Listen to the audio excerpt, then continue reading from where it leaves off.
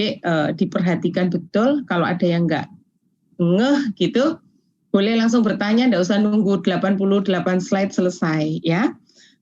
Baik adik-adik, kita mulai saja. Ini adik-adik beberapa hal yang harus dijawab ketika kita menduga iki saraf apa bukan ya gitu. Nah itu adik-adik harus yakin betul. Karena gejala itu bisa mirip. Pada sistem syaraf yang berbeda saja, itu seringkali gejala itu muncul berkali-kali ya adik-adik. Sama gitu, misalnya lesinya di forebrain, lesinya di brainstem, lesinya di cervical, itu gejalanya mirip sama gitu. Nah untuk itu adik-adik kan harus mendiferensiate, itu hanya pada satu sistem saraf. Kemudian jika itu disebabkan di luar sistem saraf, adik-adik juga harus mempertimbangkan itu. Misalnya otitis tuh kan telinga, tapi dia miring kepalanya head tilt. Ini saraf atau sebenarnya telinga ya yang problem ya? Kira-kira seperti itu. Kemudian adik-adik tugasnya kita mengkoleksi gejala, kumpulkan semua diperiksa hasilnya bla bla bla bla. Tugas berikutnya adalah menentukan lesinya. Gak mudah karena gejala yang sama mungkin lesinya di tempat yang berbeda. Gitu ya. Terus kemudian yang ketiga, nah itu menentukan diferensial diagnosanya itu tadi. Kenapa? Karena gejala yang sama lesinya bisa di tempat yang berbeda. Padahal tugasnya kita melokalisir lesi itu ada di mana gitu kira-kira. Kemudian seberapa parah. Nah untuk ini adik-adik untuk 1, 2, 3, 4, pertanyaan 1, 2, 3, 4 itu bisa dijawab sebenarnya. Kalau 1 dan 2 pasti dengan pemeriksaan neurologis. Itu harus dilakukan sistematis dari otak besar, otak kecil, medula spinalis, saraf perifer kranial, saraf perifer spinal. Boleh nggak kita loncat-loncat? Nggak boleh adik-adik. Belum lagi membedakan refleks, respon, belum lagi sistem saraf itu selalu melibatkan nervus yang 12 pasang itu yang didominasi oleh mata dan telinga, itu juga harus dilakukan. Kemudian 3, itu bisa kita DD-nya itu mungkin dari anamnesa, past history, atau riwayat penyakitnya dia lah gitu, itu bisa. Kemudian yang keempat itu kalau keparahan itu ya kita harus prognosisnya betul, kita harus mendiagnosanya betul karena kalau keliru prognosa dan diagnosanya ikut keliru, terapinya ikut keliru gitu kira-kira. Nah adik-adik clue dari histori itu kalau kita ngumpulkan gejala klinis banyak itu. Kekuatan kita menentukan diferensial diagnosa, kemudian membuang satu persatu, kemudian mengambil hanya satu yang paling cocok dengan case kita, itu tergantung adik-adik, kemampuan adik-adik. Karena expert judgment-nya itu ada di kita sebagai dokter hewan. Kita berempat misalnya saya, Kusuma, Anissa, Vanessa, mungkin beda ya.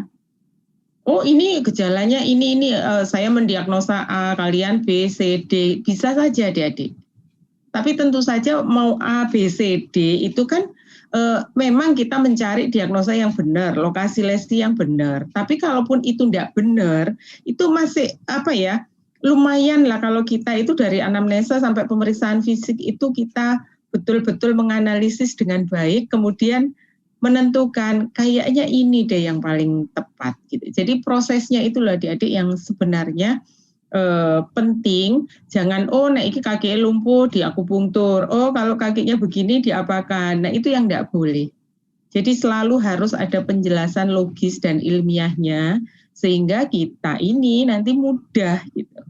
Nah, untuk onset adik-adik diperhatikan kemarin kita belajar untuk tiap organ tuh beda-beda. Mau bilang akut, kronik itu kan beda ya. Kalau untuk sistem saraf itu kalau akut tuh menit ke jam.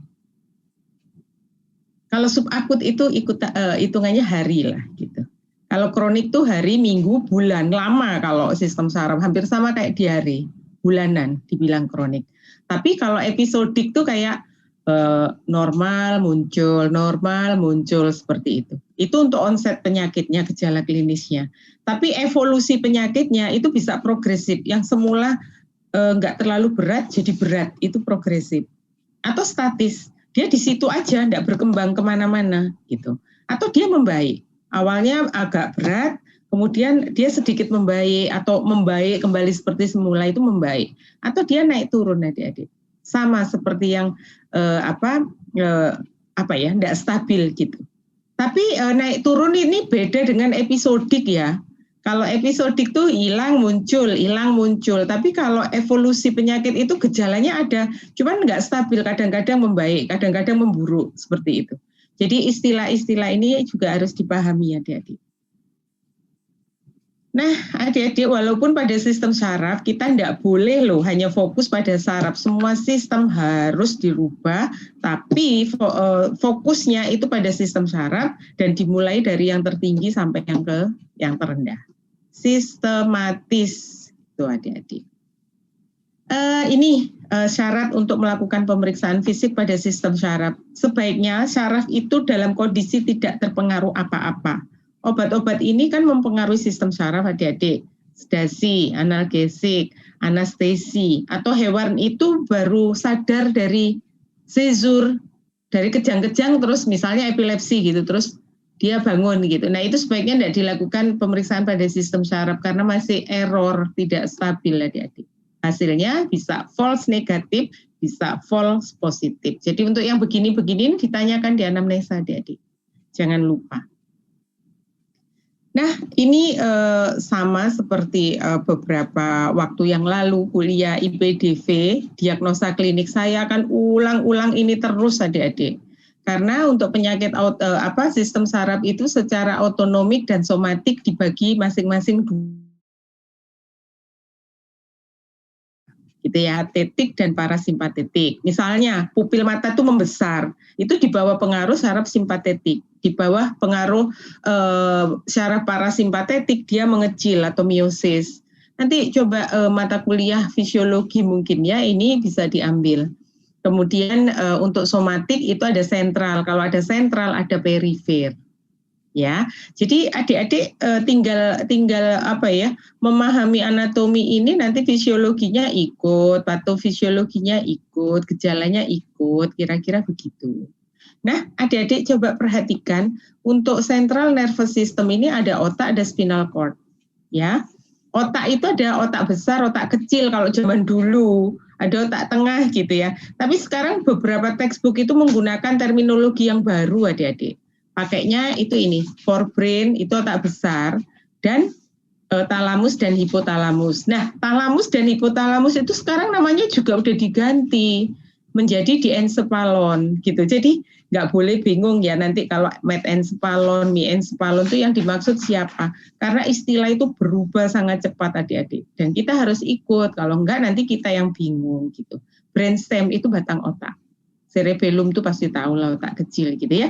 Spinal cord itu mulai cervical sampai ke belakang, sampai coccygia. Tapi adik-adik mungkin secara anatomi, cervical oke 7, thoracal 13, lumbal 7 gitu ya, kalau anatomi. Tapi segmentasi pemeriksaan pada sistem saraf itu tidak sama. Cervical itu 7 jumlahnya, 7 segmen. Tapi jika ada lesi, kemudian gejalanya mirip, itu hanya di segmen 1 sampai 5. Kemudian 67 itu ikut siapa Prof gitu ya. 67 itu ikut torak 1 dan torak 2 adik-adik. Ya, torak 3 sampai lumbal 3 itu beda lagi nanti. Kemudian sampai sakrum 3 itu beda lagi. Jadi pembagiannya tidak seperti anatomi. Kalau anatomi itu dibagi berdasarkan jumlahnya berapa gitu. Tapi kalau ini berdasarkan jika ada lesi yang gejalanya sama itu segmen nomor berapa dan berapa gitu. Ya, jadi sedikit beda. Kalau nervous perifer itu ada kranial itu yang 12 pasang. Pasti masih ingat lah, olfactorius, opticus, oculomotorius, bla bla bla bla. Itu harus ingat fungsinya apa, kalau ada lesi gejalanya apa gitu. Ya, spinal itu yang lebih perifer lagi adik-adik, nanti mengikuti misalnya kayak kita belajar ada musculus femoralis, di sana ada arteri, vena, limpatik pembuluh limfa yang namanya femoral juga, nanti nervousnya ya ikut nervus femoralis begitu, itu yang perifer lah, perifer yang spinal gitu ya. Dengan memahami ini nanti juga akan lebih mudah adik-adik memahami ininya. Nah sekarang kita coba lihat dulu yang forebrain. Forebrain itu tugasnya ini adik-adik, mengontrol behavior, mengontrol derajat kesadaran dan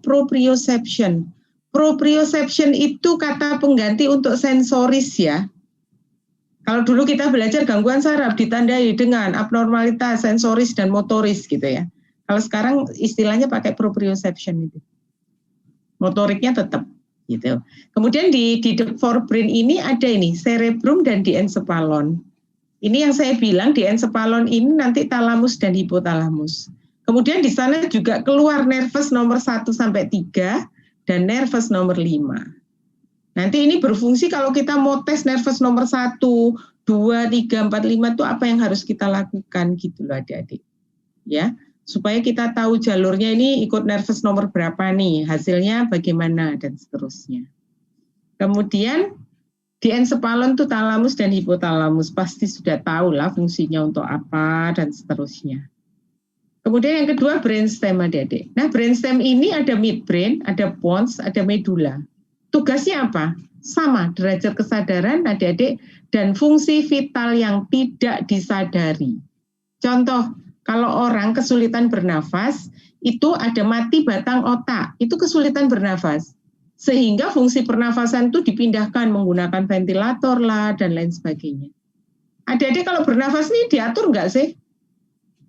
Ditinggal nyanyi juga bernafas, ditinggal makan juga bernafas, kan nggak diatur dan nggak disadari.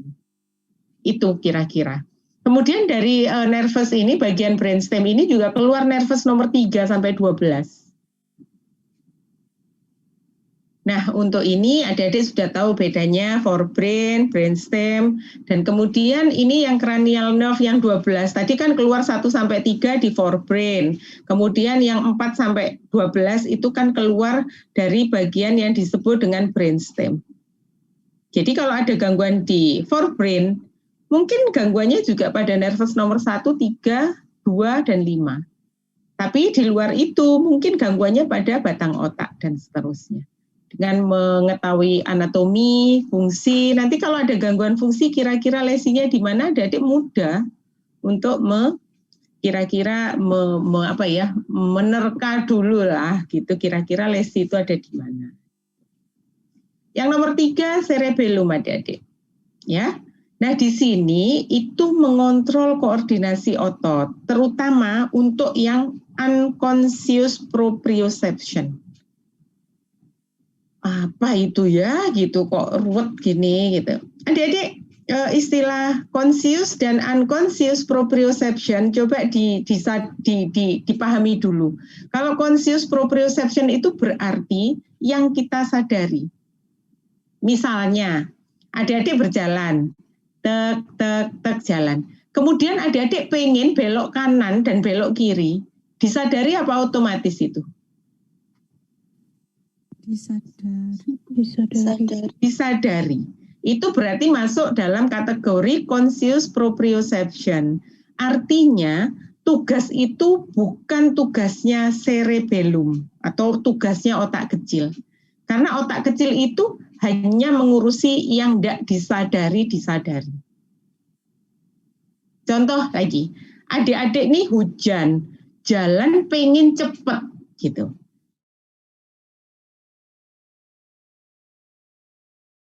Tapi ketika geraknya, langkahnya, panjang pendeknya, cepat enggaknya, maksudnya rate dan range-nya, diukur enggak adik-adik waktu itu?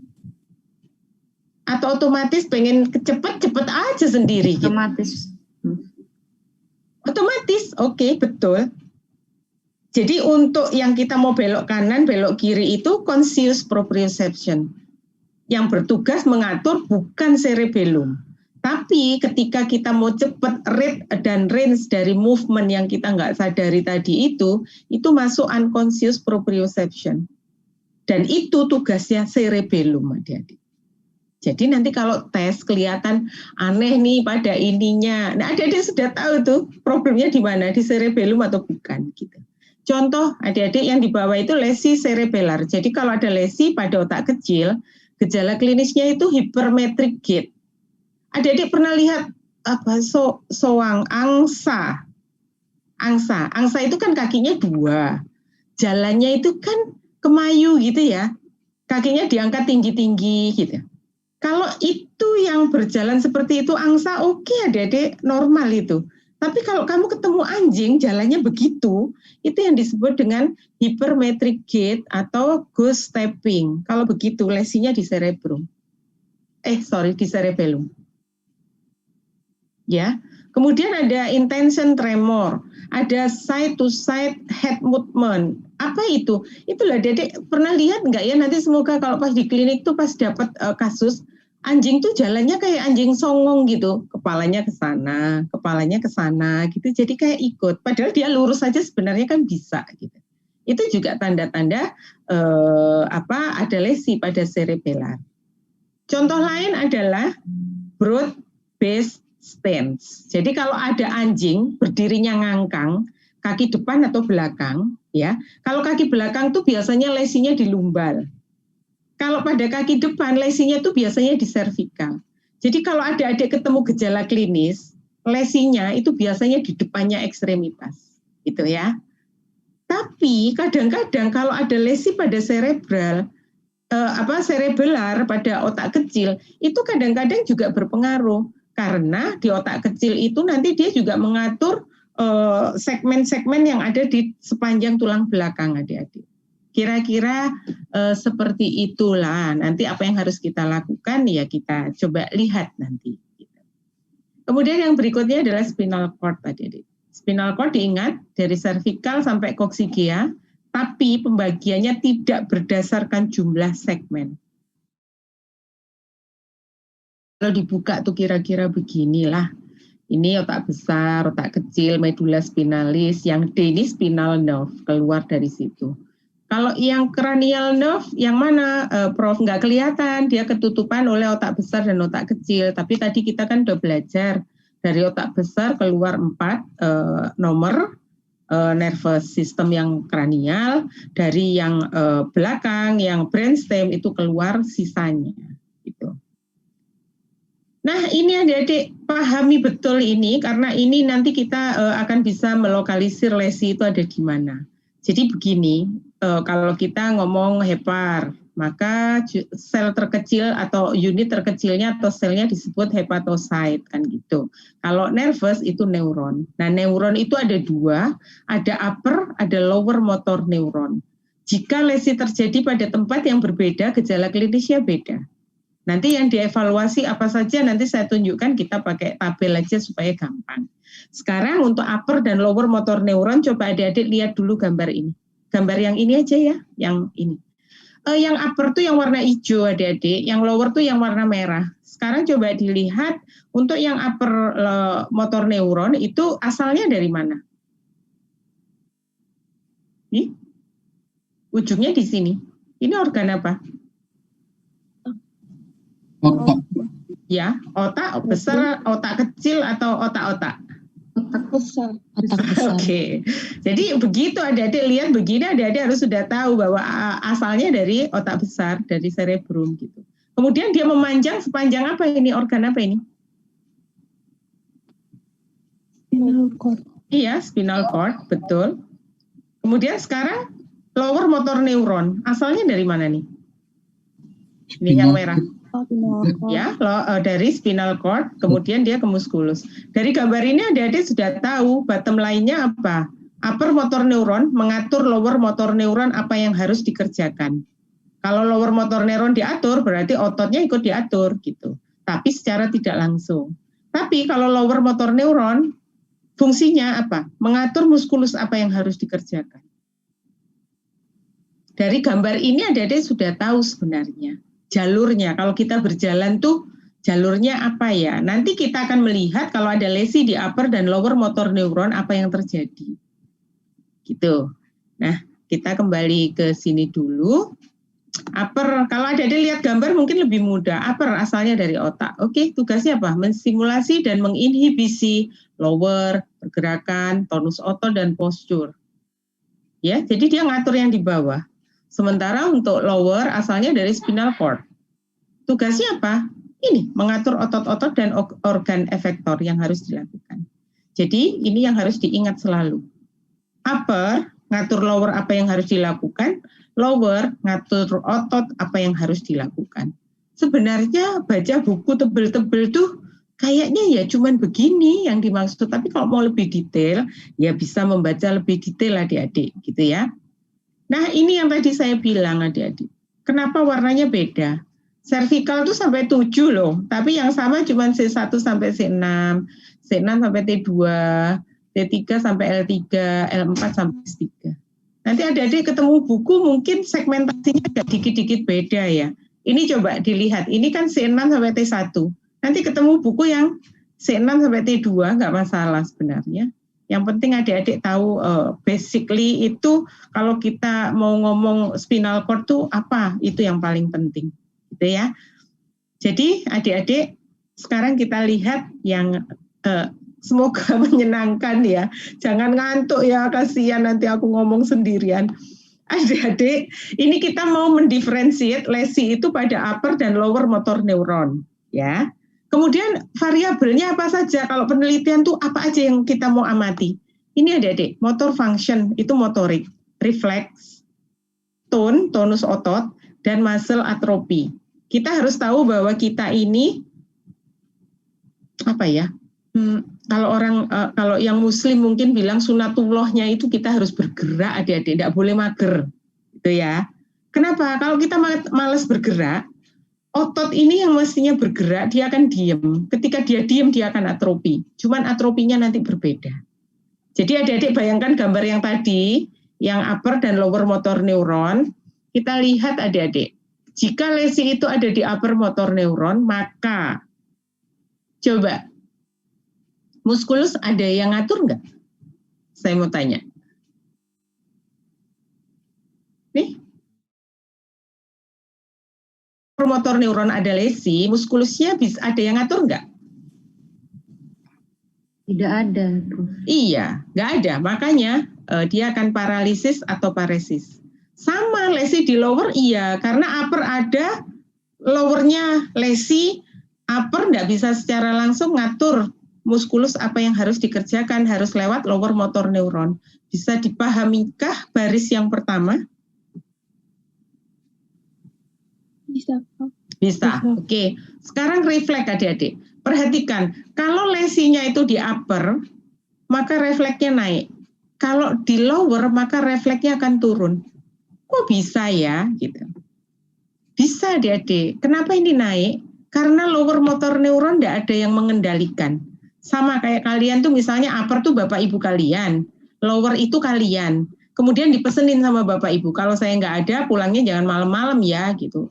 Pulangnya pagi. Ya nakal-nakal dikit kayak gitulah kira-kira. Apakah yang baris kedua sudah bisa dipahami? Kalau yang lower ada lesi, ya sudah upper nggak bisa ngapa-ngapain gitu. Sehingga reduce refleksnya. Nah, refleks itu biasanya sejalan dengan tonus otot adik-adik. Jadi kalau di sini di upper itu normal atau meningkat untuk refleks, maka tonus ototnya sama. Normal atau naik. Kalau untuk yang ini biasanya hilang sama sekali. Nah, khusus untuk muscle atrophy, coba diperhatikan perbedaannya antara upper dan lower motor neuron lesion. Keduanya sama-sama paralisis. Muskulus itu tidak bisa digunakan. Karena tidak ada aktivitas, kayak orang yang lumpuh itu makin lama masa ototnya habis. Dia akan atrofi. Tapi, coba ini, atrofi yang di sini, karena disuse, tidak dipakai. Kenapa? Karena uppernya rusak, lowernya nggak ada yang ngurusin, sehingga nggak bisa dipakai. Ya, disuse. Tapi kalau yang di sini adik-adik neurogenik. Kenapa namanya neurogenik? Karena muskulus itu mestinya diatur langsung oleh lower motor neuron. Ini lowernya lesi. Sehingga lesinya, lesi neurogenik yang langsung. Atau kalau bahasa kerennya itu biasa kita pakai denervasi. Tidak ada inervasi. Nah, ini dua ini aja udah beda adik-adik. Jadi nanti adik-adik kalau mau melihat, contoh paling gampangnya itu begini. Kalau ketemu anjing nggak bisa jalan, oke, namanya paresis atau paralisis. benar dua-duanya. Tapi untuk mendifferentiate itu kita harus lihat refleks dan muscle tone-nya atau tonus ototnya. Jadi kalau yang upper motor neuron lesion itu paralisis tapi tipenya spastis. Jadi kaku. Coba kakimu dibuat kaku, bisa jalan nggak? Enggak, gitu ya. Contohnya itu adik-adik. Tapi kalau yang lower motor neuron itu biasanya paralisis tapi flaccid. Yang keple, yang lemes, yang kayak orang lumpuh, yang kakinya keplek-keplek itu. Ya, jadi beda sudahan antara lesi pada upper dan lower motor neuron. Semoga bisa dipahami.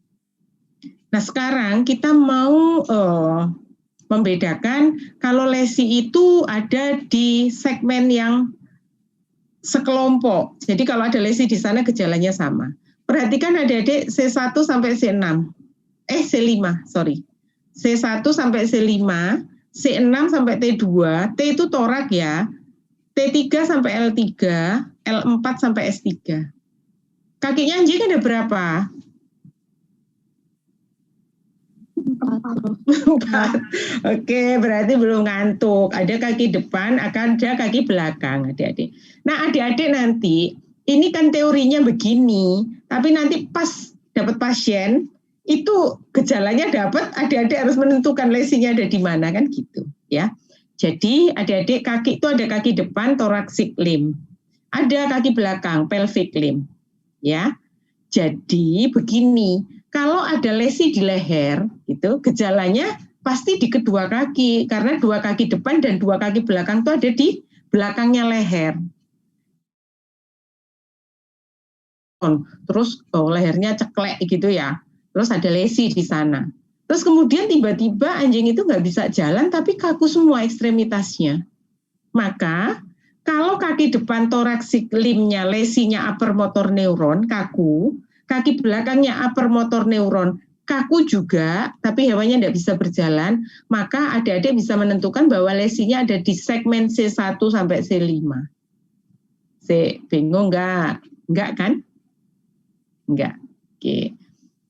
Nanti kalau misalnya ketemu, loh kok kaki depannya normal ya, kaki belakangnya kaku, maka lesinya ada di T3 sampai L3. Sekarang saya mau tanya, kalau ada anjing, kakinya depan oke, kemudian kaki belakangnya itu keplek-keplek, lesinya di mana coba?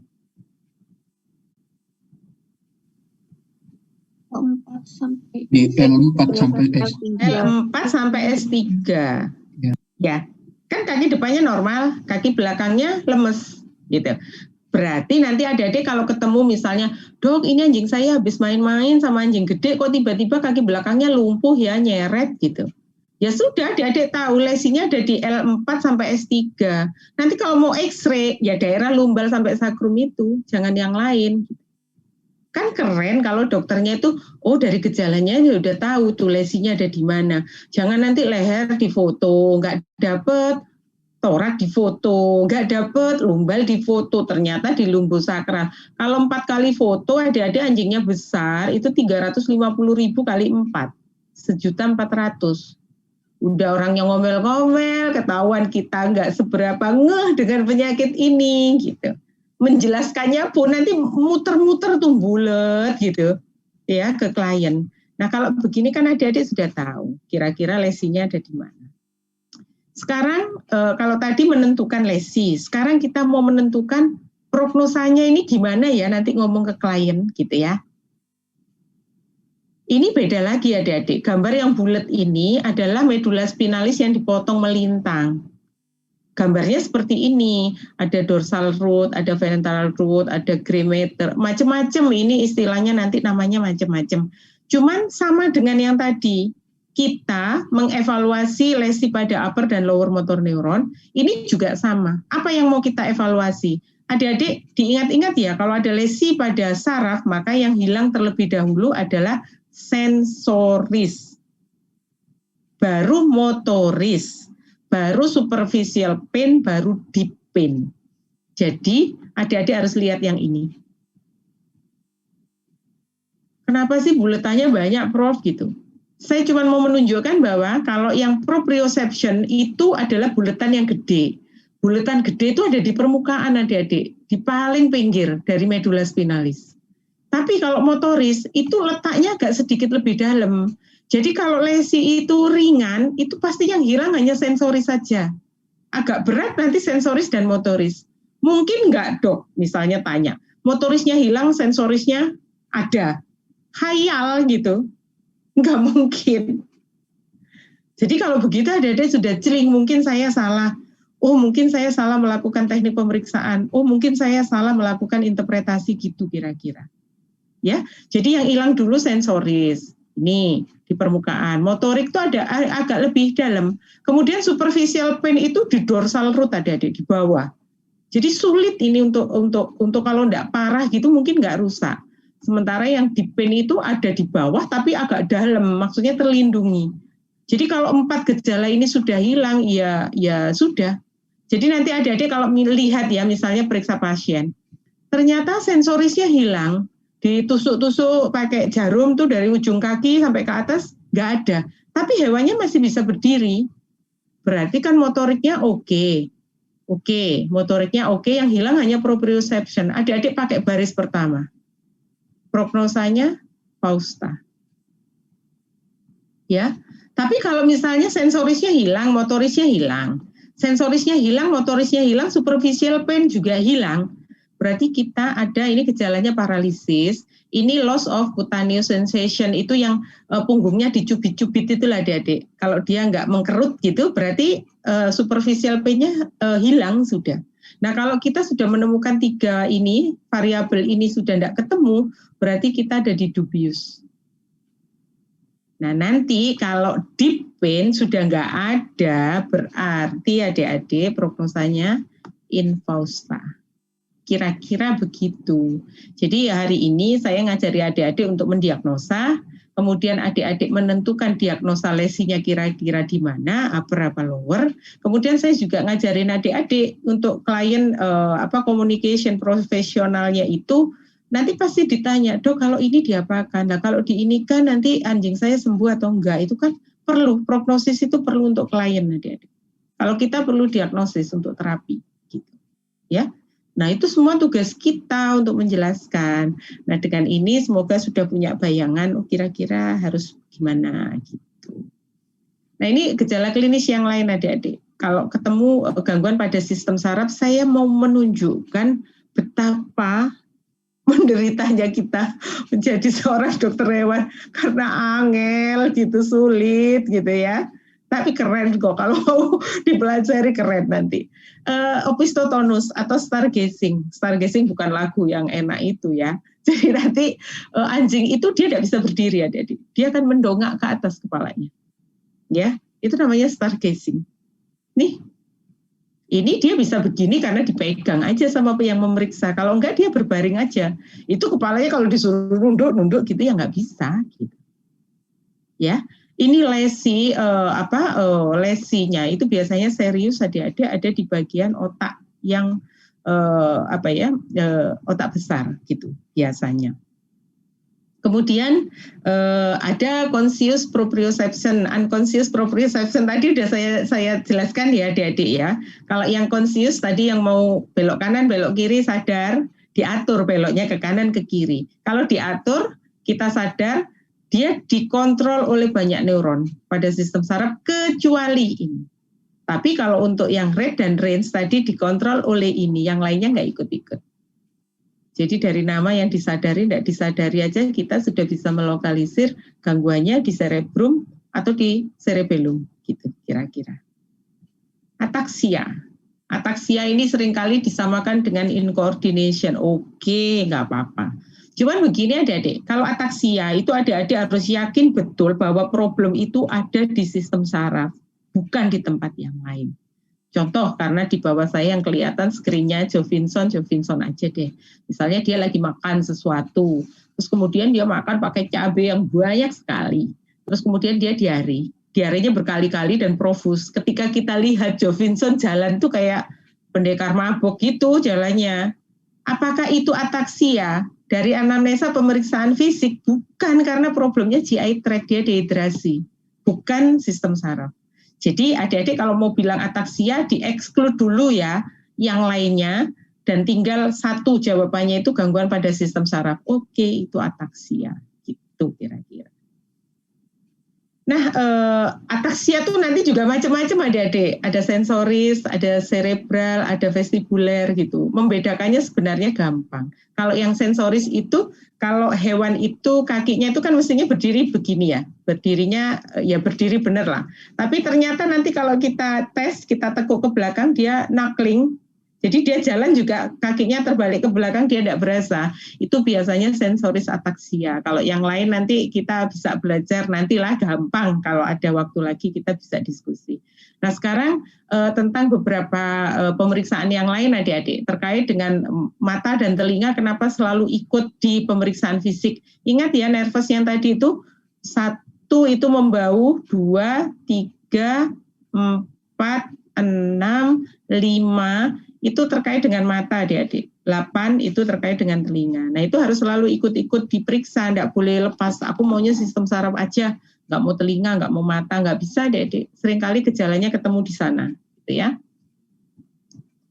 Ini peralatan yang kita pakai. Nah ini, sekarang kita coba lihat satu-satu ya. Untuk mental status dan behavior, itu kita harus memberikan skor adik-adik. Dan itu walaupun sudah ada skornya, itu sangat subjektif.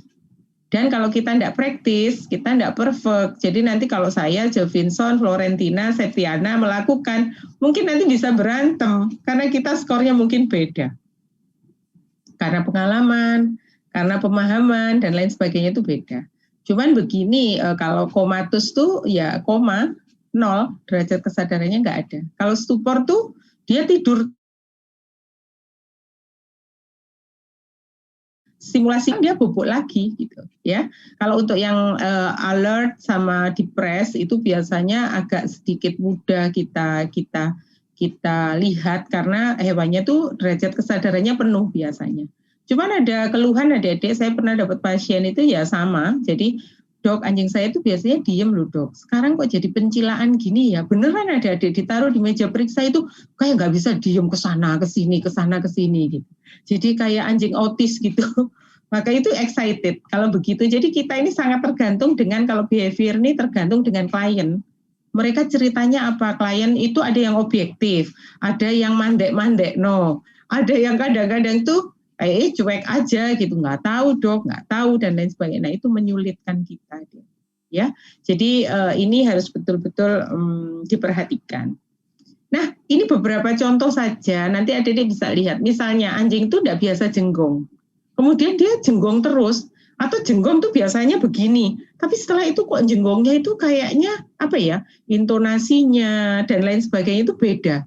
Jadi kalau dia tidak ada stimulasi, tidak ada penyebab jenggong-jenggong, itu istilah kita vocalizing adik-adik. Nah itu bisa dari suaranya, bisa dari frekuensinya, bisa dari itu biasanya lesinya cerebral. Tapi kalau anjing itu kayaknya ngantuk terus gitu ya, stupor atau obtunded, itu biasanya lesinya di brainstem. Kira-kira begitu. Jadi banyak sekali yang harus kita pelajari karena ya itu tadi banyak gejala yang sama, lesi di tempat yang berbeda. Ini yang nanti kita akan periksa satu-satu loh adik-adik ini.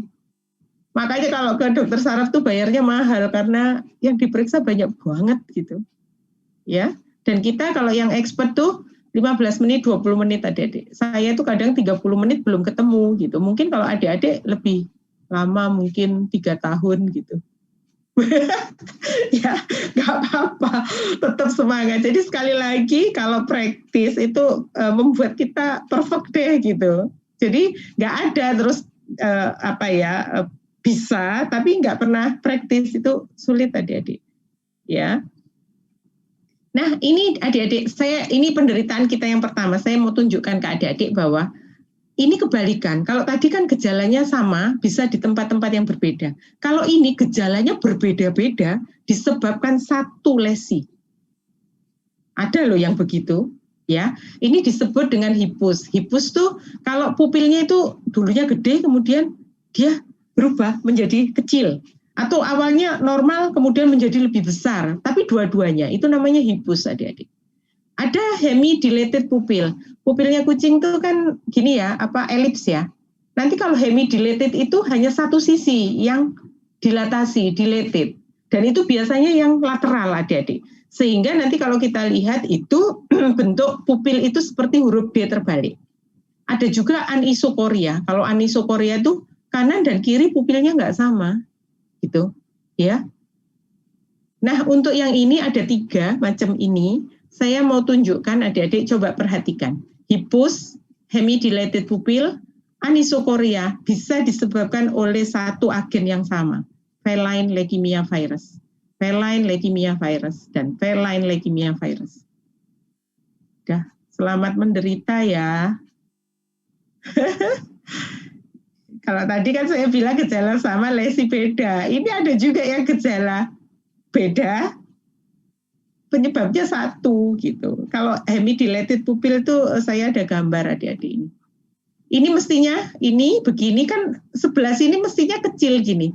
Tapi yang satu ini, yang lateral ini dilated. Coba lihat bentuknya seperti huruf D terbalik.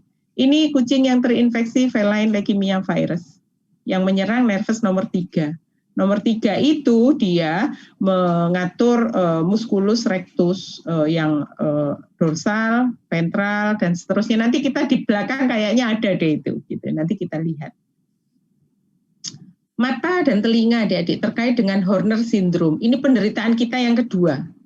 Horner syndrome itu kumpulan-kumpulan sindrom. Gejalanya miosis, pupilnya mengecil.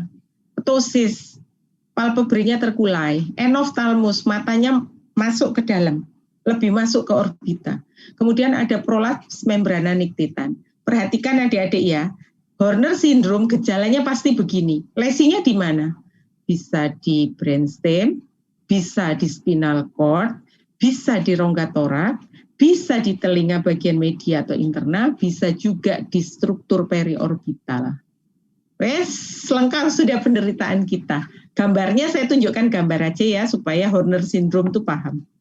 Nih, kalau ketemu kucing begini, adik-adik, seringkali kalian hanya fokus ke matanya saja. Padahal ini tanda dari lesi pada sistem syaraf. Yang tadi sudah saya tunjukkan. Bisa di brainstem, bisa di spinal cord, bisa di leher, dan seterusnya. Adik-adik yang harus dilihat adalah pupilnya mengecil, miosis, palpebrenya terkulai ke bawah sehingga bentuk matanya seperti lebih kecil. Ya, kuptosis namanya. Nanti ada ptisis. Kalau ptisis tuh bola matanya mengkeret jadi kecil, sering kan mengkeret lah gitu ya. Kemudian ini membranictitan yang keluar, prolapsus membranictitan. Sudah kalau ketemu begini nih Horner syndrome adik-adik. Tugasnya adik-adik apa? Cari lesinya ada di mana. Gitu ya. Karena bisa di tempat yang berbeda.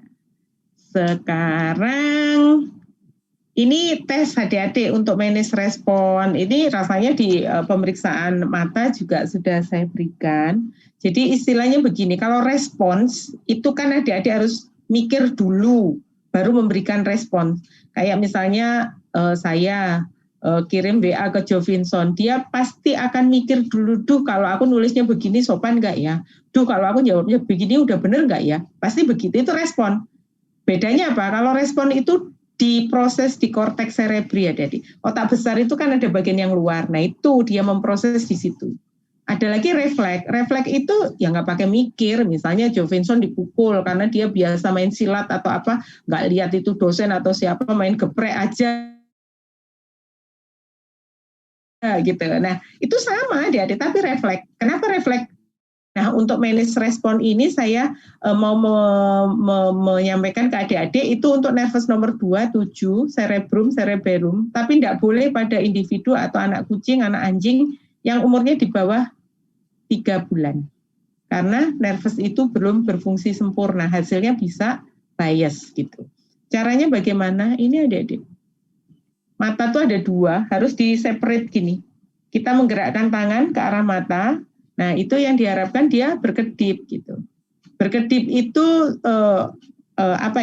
tidak untuk mengetes apakah hewan itu bisa melihat atau enggak loh ya adik-adik. Cuman dia bisa tahu pergerakan tangan kita ini.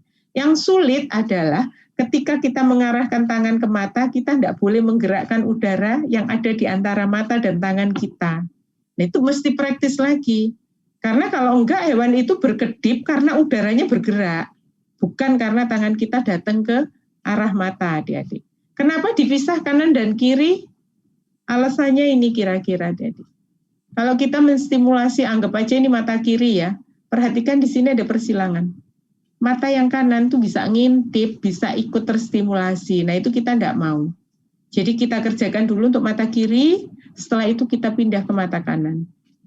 Dan respon yang diberikan itu berkedip, itu kita fokus ke mata yang kita stimulasi saja. Itu ya. Kemudian ada ini, dazzle reflex. Kita pakai pen light adik-adik. Nyalakan dulu, kemudian di swing ke mata yang kita mau periksa. Karena ini refleks, kalau kaget karena cahaya datang tuh biasanya dia akan blinking.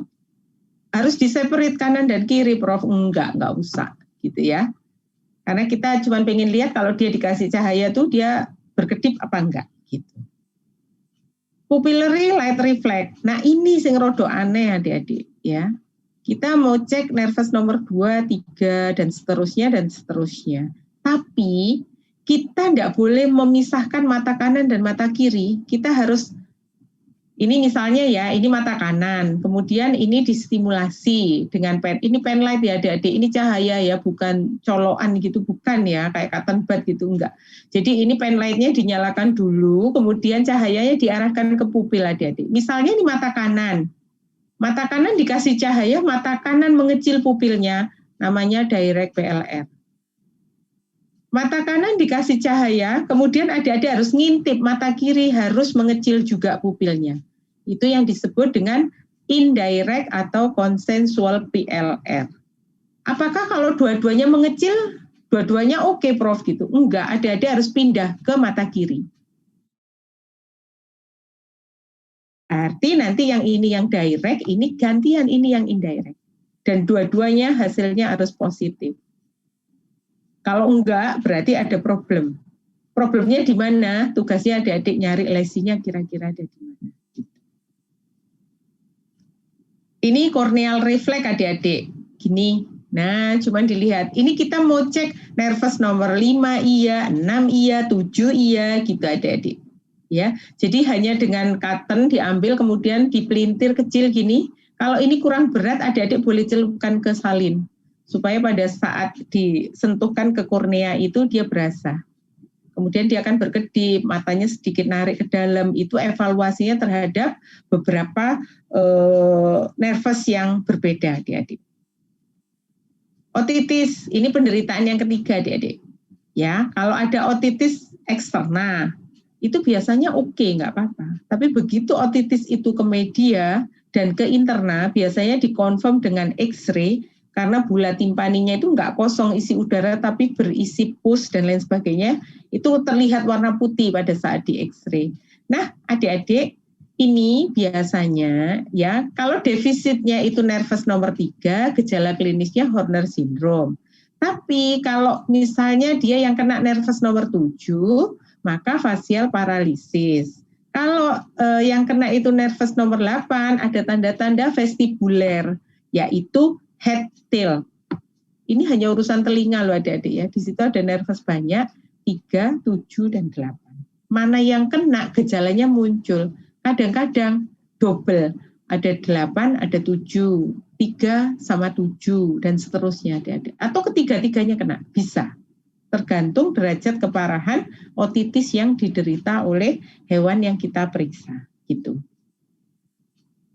Ini terkait dengan attitude, postur, dan gait. Adik-adik kalau attitude tuh bukan yang tingkah laku, etika gitu, enggak ya. Jadi kita lihat kepala terhadap leher. Kalau postur itu yang kaki tadi saya bilang broad base stance, itu yang kakinya ngangkang atau enggak. Kalau gait itu jarak berjalan hewan. Gitu. Nah adik-adik ini attitude itu kepala terhadap leher. Kita lihat gambar aja ya biar cepat ya. Nah ini. Nanti adik-adik akan ketemu hewan itu yang head pressing, gini. Jadi dia itu kepalanya harus jeduk ke tembok. Kalau enggak dia enggak mau jalan adik-adik. Ketika enggak ada tembok yang bisa dia pressing untuk kepalanya, dia kan duduk aja di pojokan, walaupun 24 jam, 48 jam, dia akan tetap di situ. Kasihan. Lesinya ada di otak besar ini adik-adik. Nah, ini bedanya head tilt dan head turning. Kalau head tilt, itu biasanya lehernya tetap ada di kepalanya yang miring. Tapi kalau head turning, itu posisinya begini, lehernya yang nggak benar. Nah, kalau ini biasanya vestibuler, nervus nomor 8 terkait dengan otitis. Misalnya telinganya infeksi sebelah kanan, miringnya ke kanan adik-adik. Gitu ya. Tapi kalau yang ini turn adik-adik. Kenapa turn? Karena sebenarnya lehernya yang berubah. Bisa membedakan ya. Nah, sekarang saya mau tanya. Ini tilt atau turn? Tilt. Ya. Iya, jawabannya benar semua sebenarnya. Cuman adik-adik nanti kalau kita praktek, kita sering dikirimi kayak gitu sama pasien, sama klien. Terus kemudian mereka tanya, ini sakit apa gitu. Adik-adik nggak boleh bilang itu head tilt loh ya. Kan kita nggak meriksa. Gimana kalau anjing itu kebiasaan difoto terus kemudian actionnya begitu. Sebenarnya dia nggak head tilt. Jadi sekali lagi kalau ada yang konsultasi mungkin maksudnya adik-adik baik, tapi kalau kita tidak betul-betul memeriksa, mohon dengan sangat tidak memberikan memberikan justifikasi itu loh, ini gitu. Apalagi media sosial hari ini, aduh kacau begitu adik-adik ya, jadi harus hati-hati. Karena kalau enggak nanti bisa kena ke kita, berbalik ke kita, menjadi sesuatu yang menyulitkan untuk kita, padahal maksud kita baik. Ya, jadi mungkin ini kalau misalnya ada gangguan pada sistem saraf, betul jawabannya head tilt, tapi kalau cuma foto aja sebaiknya enggak menjustifikasi gitu ya. Postur. Ini loh adik-adik yang saya bilang. Nih, kakinya yang belakang lebih lebar kan? Berarti lesinya ada di depannya pada lumban. Kalau yang ini kaki depannya yang kaku. Ya. Ini biasanya lesinya ada di leher adik-adik. Gitu. Ya. Jadi lesinya itu selalu di depannya atau di kranialnya gejala klinis. Gitu.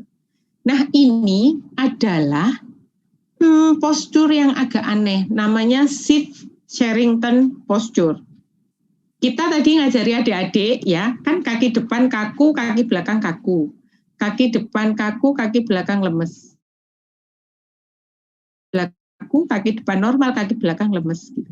Ini kaki depannya kaku, kaki belakangnya lemes.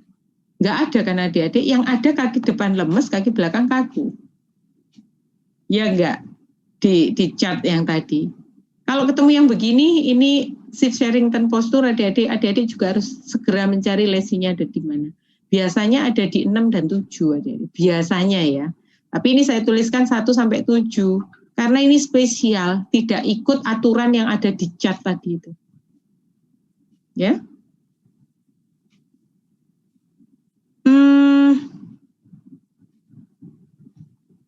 Ini kayaknya perlu ini adik-adik.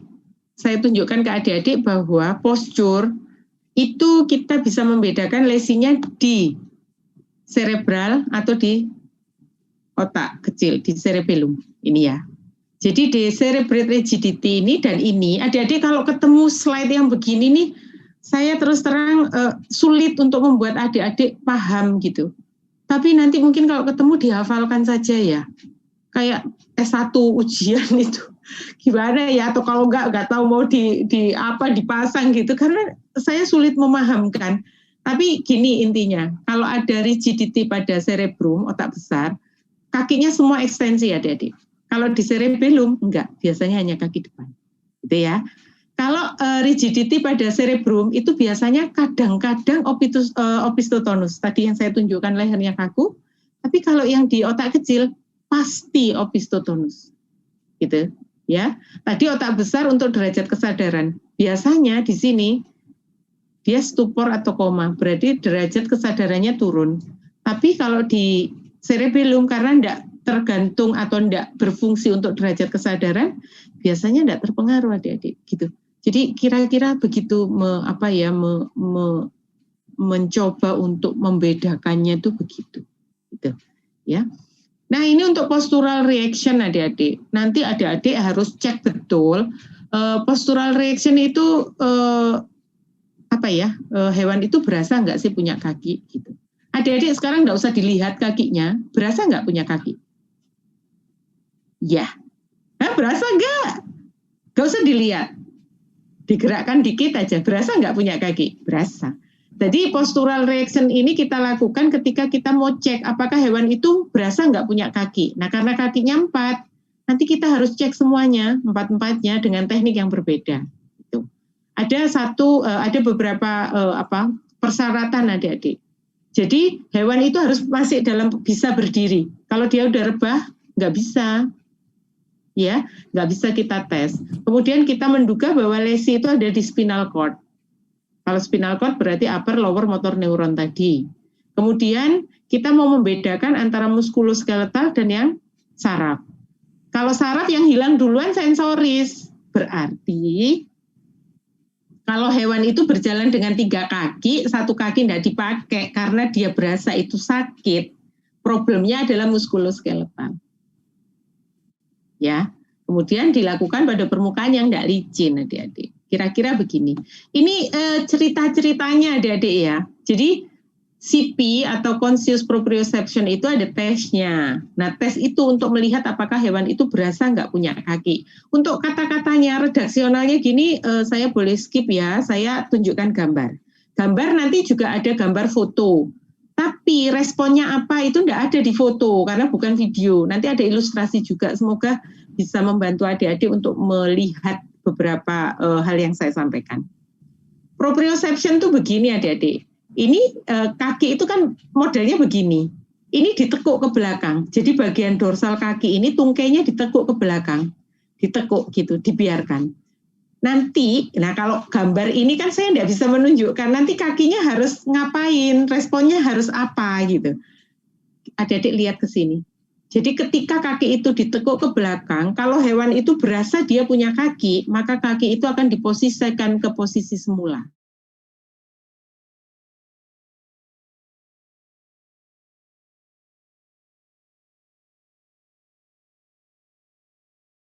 Berarti ada problem di sana. Dia tidak berasa punya kaki belakang sebelah kiri. Tuh ya adik-adik ya. Ini CP. Kemudian ada beberapa tes yang lain adik-adik. Ini hopping, wheelbarrowing, hemi-standing, dan lain sebagainya. Saya tunjukkan gambar saja. Jadi adik-adik anjing itu kakinya 4. Kalau hopping itu kita mau tes kaki itu 1 per 1. Berarti kalau kita mau tes 1 kaki, 3 kaki yang lain tuh kita umpetin, tidak boleh nempel ke meja periksa. Nah contoh, ini ya, yang ini aja. Kita mau tes kaki depan kanan. Nah kita biarkan begini, kemudian kita kita tumpukan seluruh badannya hewan itu pada kaki depan. Nggak usah dijungkrak ke ngono, nggak usah ya adik-adik ya, dipegang saja. Terus taruh aja berat bebannya itu di kaki yang mau kita tes. Maka nanti respon yang kita harapkan itu adalah kaki ini akan melangkah ke samping. Kalau kanan ke kanan, kalau kiri ke kiri. Bukan ke depan ya adik-adik. Nanti setelah kaki kanan depan, kiri depan, dan lain sebagainya boleh lah. Kalau pada hewan besar tuh agak sulit adik-adik kayak gambar ini yang di tengah ini. Aduh rasanya kita bisa ketimpa kudanya ini kalau nggak bener-bener tekniknya ya. Nih, kemudian ini yang wheelbarrowing adik-adik. Kalau tadi 1 kaki, wheelbarrowing itu kaki depan atau kaki belakang saja. Boleh. Nah karena hewan itu ada yang gede, ada yang kecil. Kalau yang kecil boleh tekniknya seperti ini. 2 kaki belakang diangkat, leher diekstensi adik-adik. Kemudian kaki ini dibuat tumpuan badan. Apa yang akan terjadi? Dia akan begini adik-adik, langkahnya ke depan, kakinya dua-duanya. Ya, kalau hewannya nggak besar, nggak usah digendong lah, nggak usah susah-susah, tenteng aja kaki belakangnya, biarkan ini berjalan. Tapi stepnya harus ke depan. Ya, dua-duanya. Kemudian kalau sudah kaki belakang boleh, Prof. Boleh, silahkan, enggak apa-apa. Jadi wheelbarrowing ini bisa untuk kaki depan dan belakang. Kemudian ada yang hemi standing atau hemi walking adik-adik. Itu untuk kaki depan, belakang, kanan saja atau kiri saja. Ingat ya kalau hemi itu separuh badan, kanan atau kiri. Nah begini, kaki yang 2 diangkat aja, kemudian ditumpukan ke sini. Maka responnya hewan itu dia akan step-step ke kanan, kalau kiri ke kiri. ya. Terus ada juga yang ini, tactile placing. Tactile placing itu adik-adik lihat gambar ini aja deh. Ini juga tes untuk merasakan kaki. Jadi kakinya anjing itu matanya ditutup ya. Kemudian kakinya anjing itu disentuhkan ke pinggiran meja periksa. Kalau dia bisa merasakan keberadaan kaki walaupun matanya ditutup, ketika ujung kakinya terantuk, maka dia akan angkat kaki itu naik ke atas meja. Seperti ini. Nih. Ya. Berarti oke adik-adik kalau sudah begitu. Itu bisa dilakukan pada keempat kaki. Makanya lama kalau kita periksa sistem saraf tuh kayaknya, ya. Cara berjalan, kepincangan, ataksia, bla bla bla bla. Kita lihat satu-satu. Adik-adik untuk kepincangan, adik-adik boleh memberikan grading, gitu ya. Seberat apa? Grade-nya itu kayak kanker tuh ada grade 1, 2, stadium 1, 2, 3. Kayak gitu kira-kira. Kalau 1 tuh hampir tidak terlihat adik-adik. Kalau yang kedua, tesnya, kalau adik-adik curiga, biarkan hewan itu berdiri, tidak berjalan. Nanti dari 4 kaki itu akan kelihatan 1 kaki itu kayaknya yang tidak dipakai untuk menopang badan. Jadi kayak anggang-anggang gitu berdirinya. Kalau yang grade 3 itu dia jalan, tapi nanti begitu nyeng sakit gitu dia akan berjingkat adik-adik. Gitu ya. Kemudian kalau yang grade 4 tidak hanya berjingkat, nanti kalau dia pas kesakitan, itu kakinya akan diangkat, dia sesekali berjalan dengan 3 kaki. Tapi kalau yang grade 5, dia akan selalu berjalan dengan 3 kaki, karena ya, kaki yang 1 selalu diangkat. Kira-kira begitu. Terus kemudian langkah adik-adik. Tadi kan ada rate, ada range ya, kita lihat. Nah sekarang kita lihat langkahnya saja. Adik-adik dari lesi yang lower dan upper motor neuron yang hijau dan merah tadi, adik-adik bisa menentukan ini, long strides ini. Disebabkan karena lesi pada upper motor neuron. Kenapa? Karena lowernya nggak ada yang ngatur, kayak kita ditinggal bapak ibu tadi, terus agak-agak sedikit nakal. Jadi dia langkahnya jadi panjang. Ya, atau diangkat lebih tinggi karena nggak ada yang mengatur. Tapi kalau yang short strides ini ya langkahnya pendek-pendek, lesinya pasti di lower adik-adik.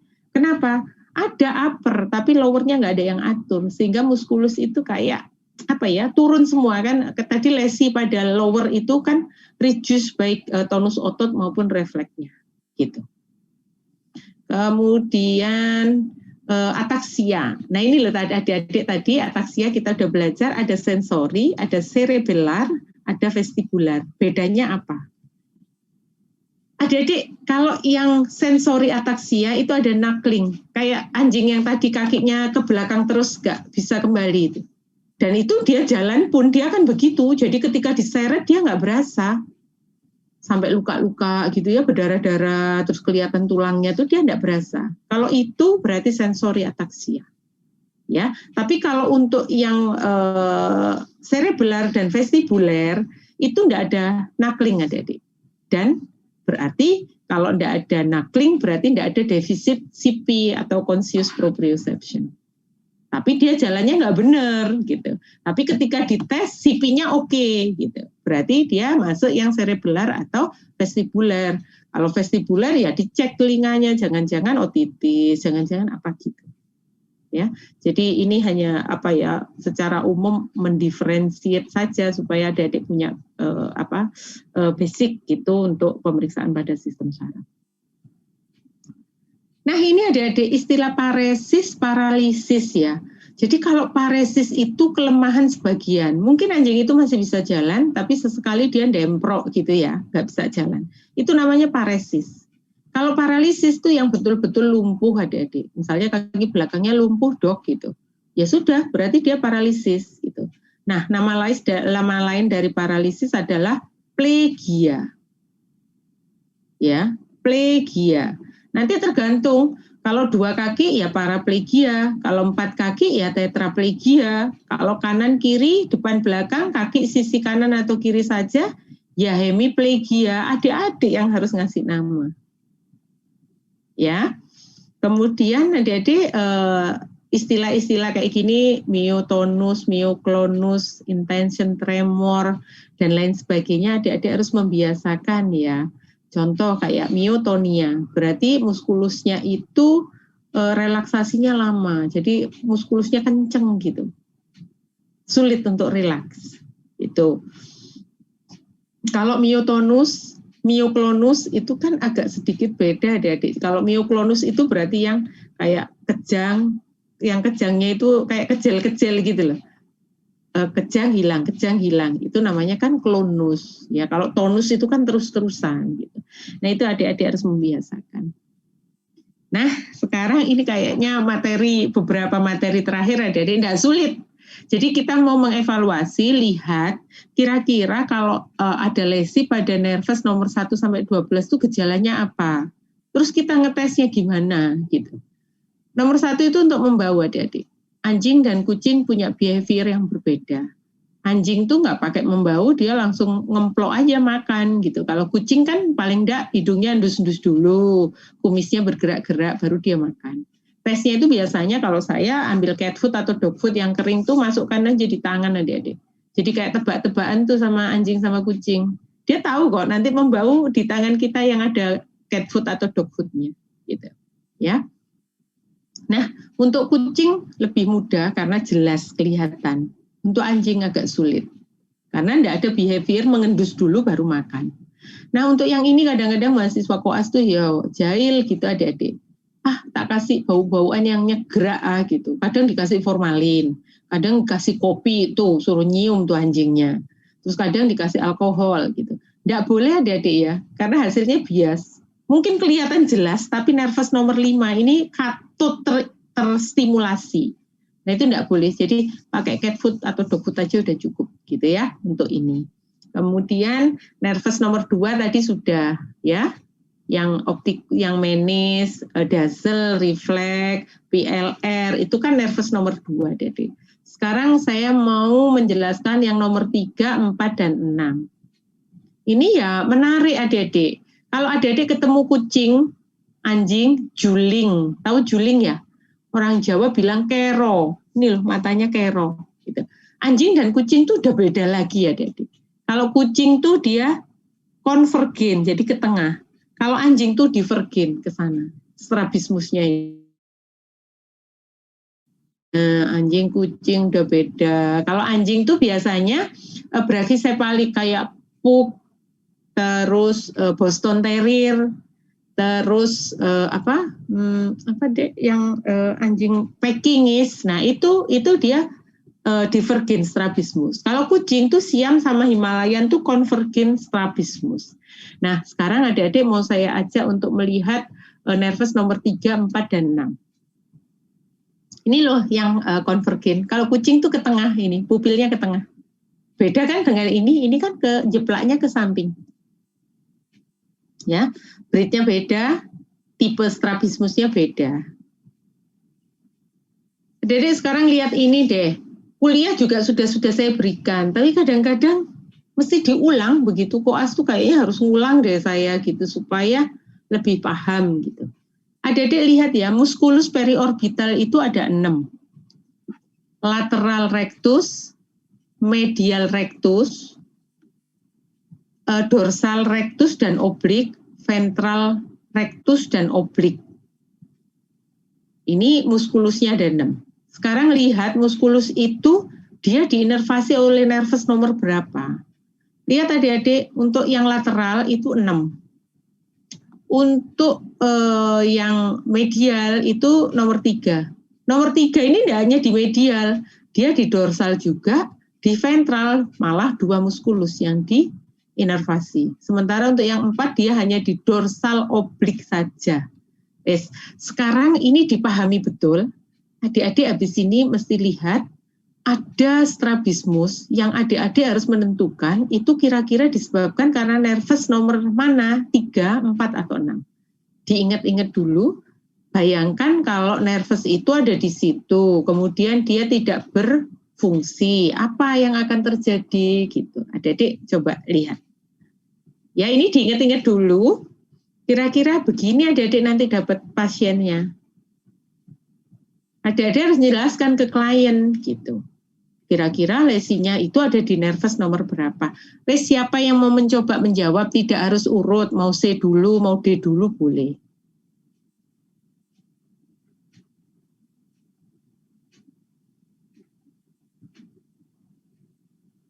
Insya Allah pas maghrib pas selesai deh. Ayo, siapa yang mau nyoba? Silahkan.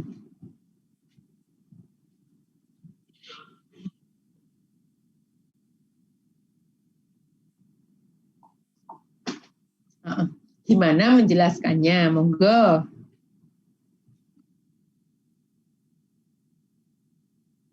Contoh. Kalau B agak sulit. Iki sopo yo, Mas Anu ta? Mas apa? Hafid. Coba yang C, Mas. C saja kan gampang. 6. Kenapa 6?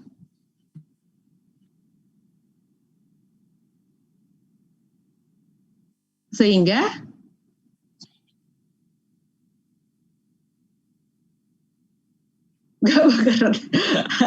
Oke, paham bahasanya. Jadi jawabannya betul adik-adik. Untuk adik-adik yang masih bingung, maksudnya Mas Hafiz tadi itu gini. 6 itu kan dia kerjanya di lateral rectus, ya. Lateral rectus berarti lurus kan, gitu. Nah, kalau dia tidak berfungsi adik-adik, maka dia akan jatuh ke medial dengan posisi pupil seperti itu. Paham? Paham, ya? Pro. Oke, sekarang yang 4, yang D. D itu kan di atas, di dorsal ya. Kemudian kalau di dorsal dia tidak berfungsi, dia akan turun ke ventral. Tapi jangan lupa muskulusnya untuk 4 tuh oblik. Jadi dia turun ke ventral, untuk yang ini dia turun ke ventral, tapi karena ini muskulusnya oblik, maka pupilnya ikut-ikutan oblik. Paham? Oke. Nah, yang ini 3 itu di medial, dia akan ke lateral. Dia juga ada di dorsal, dia akan turun ke ventral. Ya, yang di ventral juga kayaknya kan tidak berfungsi juga ini kalau nervus nomor 3. Makanya dia itu ke ventralnya itu luar biasa. Ini kan separuh pupilnya kan kayak tenggelam gitu adik-adik. Ya, jadi kira-kira seperti itu penjelasannya. Oke, terima kasih Mas Hafiz. Ini nomor 5. Nomor 5 itu ada 2 portion, 2 part atau 2 bagian, motor portion dan sensory portion. Kalau yang sensory portion kan tadi udah adik-adik palpebrae refleks yang tadi pakai cotton, kemudian dipelintir kecil, kemudian dicelup di air, disentuhkan, itu kita mau tes sensory portion adik-adik. Tapi kita mau lihat yang ini ya, karena yang ini belum. Adik-adik ini kalau mengunyah itu hanya pakai rahang bawah, rahang atasnya tidak bergerak. Kalau bergerak, kepala kita ini gede loh. Berat, otaknya gede. Nah, kalau misalnya adik-adik menjawab, oh enggak kok Prof, rahang atas saya bergerak, berarti turunannya ular. Ya, kan ular tuh kepalanya, otaknya kecil sekali adik-adik. Nah, itu bisa mangap dua-duanya, rahang atas dan bawah. Kemudian ketika kita mengunyah, itu ada musculus masseter dan ada musculus temporalis.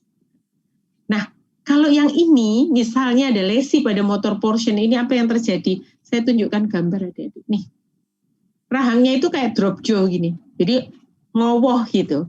Nah, kalau sudah begini ambil makanan mungkin masuk, tapi tidak bisa ngunyah gitu. Adik-adik kalau ketemu yang model begini, udah ditangkupin gini masih jatuh, lesinya ada di nervus nomor 5 pada bagian motor portion adik-adik. Ini anjing mengalami lesi pada nervus nomor 5. Ini anjing yang berbeda dengan kasus yang sama adik-adik. 4 bulan setelah dia tidak bisa mengunyah.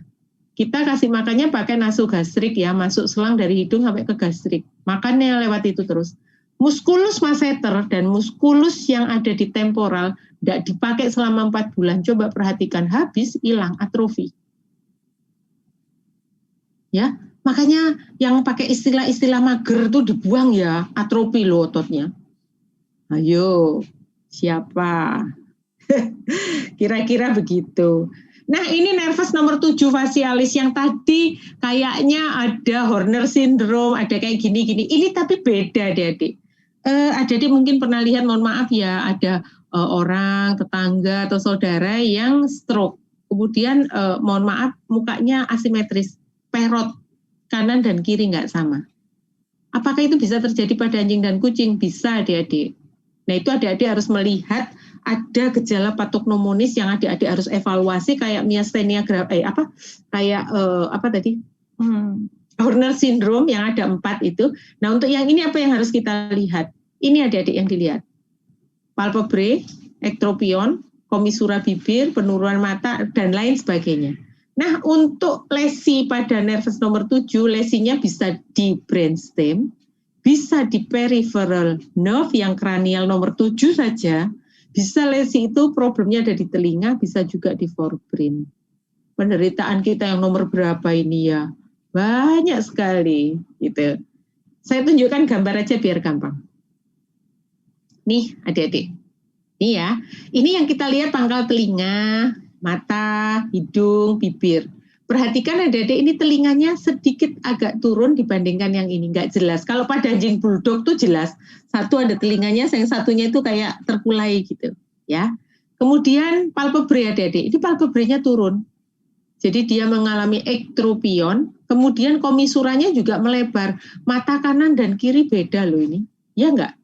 Lebih besar yang ada pinsetnya ini. Terus bibirnya ngelembreh begini, ya.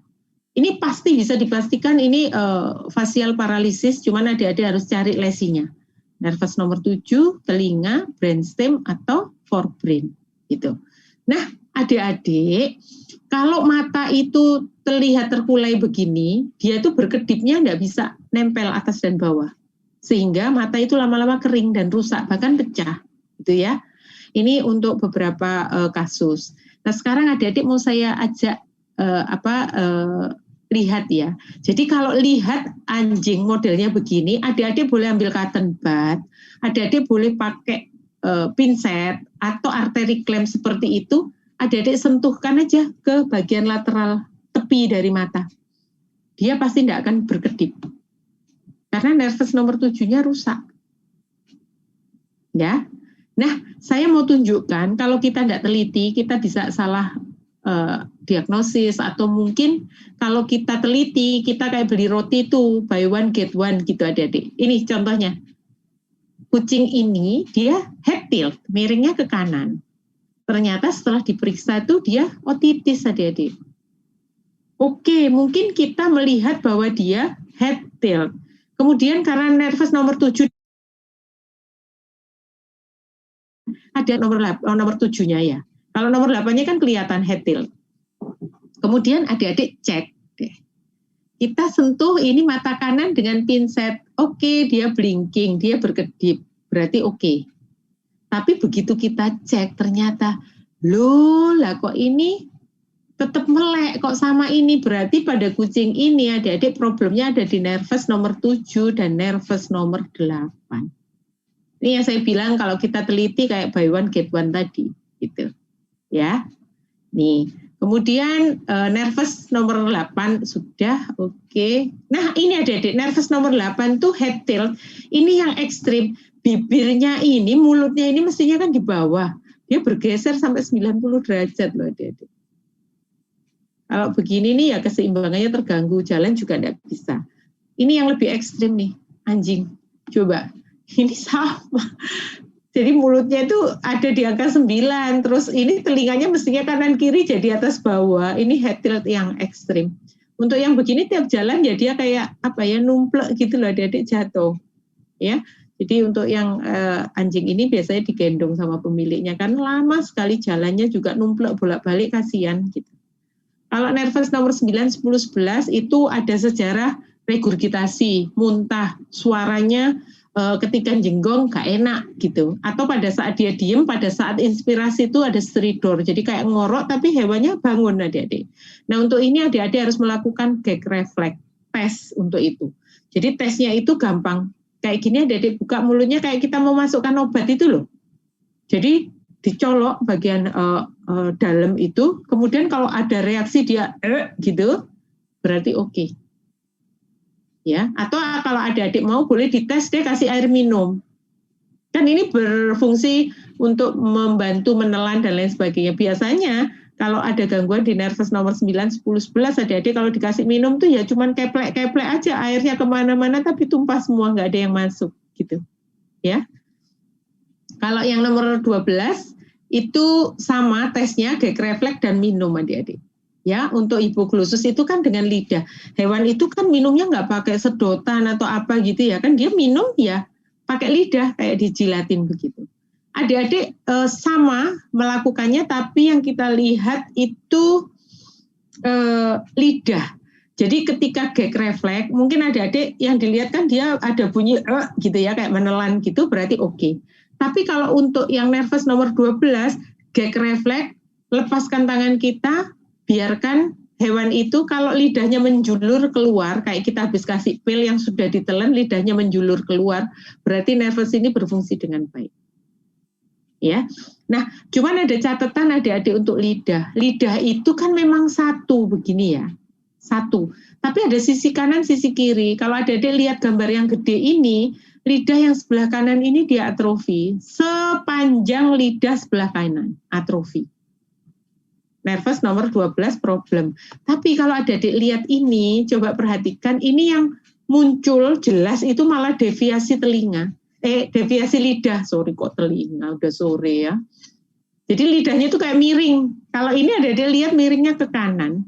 Kalau adik-adik lihat kanan dan kiri kayaknya oke deh, nggak ada problem gitu. Tapi perhatikan adik-adik, di pinggirannya ini pink adik-adik. Ini pinggirannya juga pink. Tapi bagian yang ditunjuk ini hanya atrofi sebagian saja. Tidak seluruh part bagian kanan itu atrofi. Tapi pada bagian yang lebih ke belakang dan hanya sebagian saja dari lidah sebelah kanan. Jadi adik-adik harus betul-betul teliti, mencatat, mencermati gitu. Kalau organ itu ada dua, misalnya mata itu ada dua, lidah itu satu tapi kanan kiri. Itu membandingkannya dengan yang sebelah adik-adik. Dibiasakan seperti itu untuk melihat perbedaannya. Ini enggak usah, ini beda lagi nanti lesinya dan lain sebagainya. Mungkin itu adik-adik yang bisa saya berikan pada sore hari ini. Semoga bermanfaat. Kalau ada yang mau ditanyakan, sebentar lagi maghrib, barangkali ada yang mau ditanyakan boleh. Atau masih shock? Mohon maaf. Shock kok. Izin. Iya. Iya, boleh. izin bertanya dok. Boleh. Jadi waktu itu ada teman saya memvideokan, kebetulan anjingnya ini French Bulldog. Dia itu jalannya seperti menarik atau mengesot bagian belakangnya dok. Terus waktu itu sempat nanya ke banyak orang gitu. Terus akan tapi 3 hari kemudian itu dia kembali normal. Apa benar gejala syaraf atau sebenarnya ada? Iya, jadi gini, lesi pada saraf itu sama kayak lesi pada kulit gitu. Jadi ada laserasi, ada kontusio, ada macam-macam tergantung penyebabnya ya. Jadi vulnus itu kan macam-macam ya. Jadi sistem syaraf itu, lesi itu disebut dengan concussion. Bukan contusion ya, bukan kontusio, bukan, tapi concussion. Concussion itu ada lesi, tapi dia bisa dengan sendirinya tanpa terapi, tidak dalam waktu yang lama dia kembali ke normal. Jadi kayak apa ya, mungkin kalau kematian sel itu yang paling ringan, mungkin model kayak degenerasi gitu, yang dia reversible. Namanya concussion, bisa. Dan biasanya kalau sistem syaraf itu kita punya golden period tuh seminggu gitu.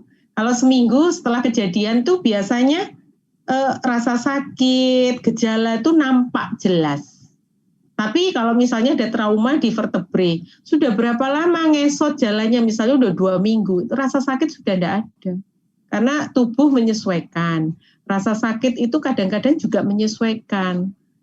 Odin juga sudah kalau wound healing proses yang normal, baik pada shock maupun hard tissue, itu kan kalau sudah 7 hari kan lewat fase inflamasi, kalau rubor, tumor, dolornya udah hilang gitu.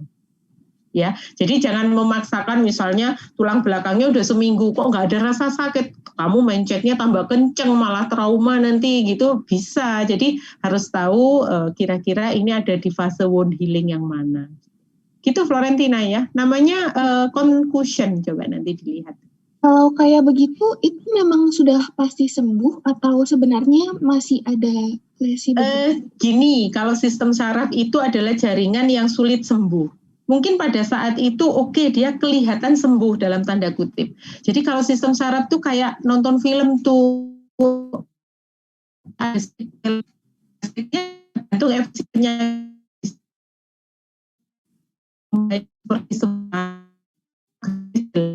Dia sebenarnya netral, tidak harus dievaluasi. Jadi saja kalau saraf tuh kayaknya ada sequelnya deh, gitu. Ya, dan itu paling sulit sembuh. Sama-sama. Yang lain ada, Dek? Atau sudah cukup? Nanti boleh chat via WA. Mau siap-siap ini sholat maghrib juga oke. Gitu ya. Oke, kalau tidak ada yang bertanya, mungkin sementara itu dulu. Materi sudah saya kirimkan ke grup sebelah. Semoga bisa dipelajari. Kalau ada pertanyaan, boleh chat. Baik, Dede, pesan saya tadi yang ujian-ujian, masuk klinik, terus kemudian surat pengantar untuk PPDH, Mas Gesa dibantu, nggih, saya ya. Oke, Prof. Baik, terima kasih banyak, Dede. Selamat sore. Assalamualaikum. Waalaikumsalam. Terima kasih banyak, Prof. Sama-sama. Terima kasih Sama-sama, banyak, Prof. Mas, Mbak.